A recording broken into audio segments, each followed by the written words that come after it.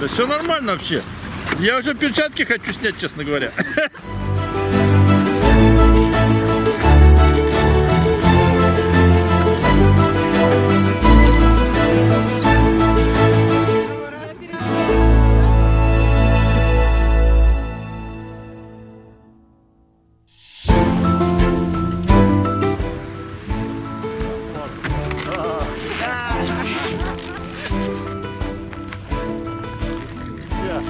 Сюда, Влада, сюда. Я победу.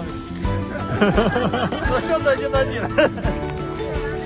Ну вот, честно говоря, непростые были условия, конечно. Минус 50. Немножко специфично играть, особенно даже вот в перчатках, как там фигуры падают. Но новый опыт это всегда интересно, поэтому такая борьба была на самом деле честная и содержательная. В итоге боевая ничья 1-1.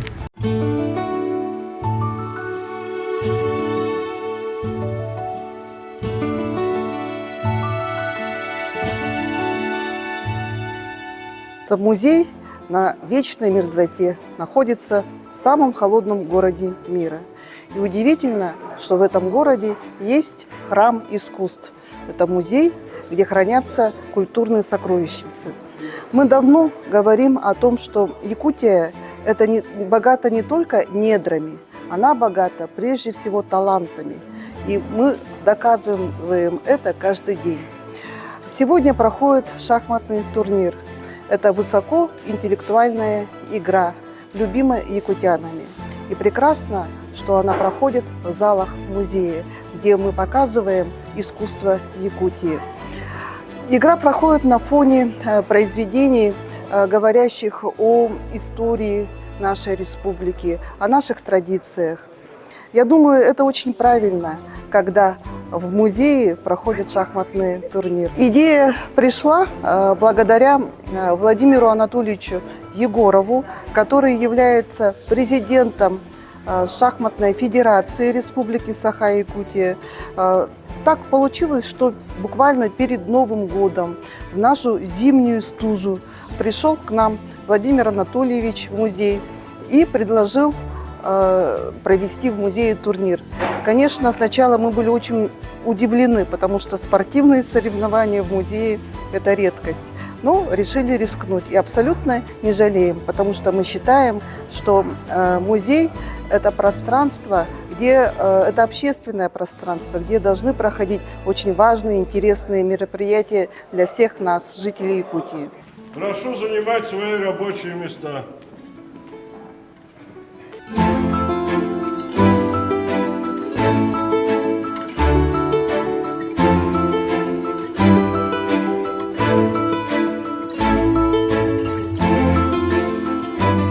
«25 партий сыграно, 50 человек.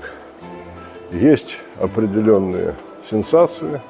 Но самая громкая сенсация это случилась в партии с гроссмейстером Володаром Мурзиным.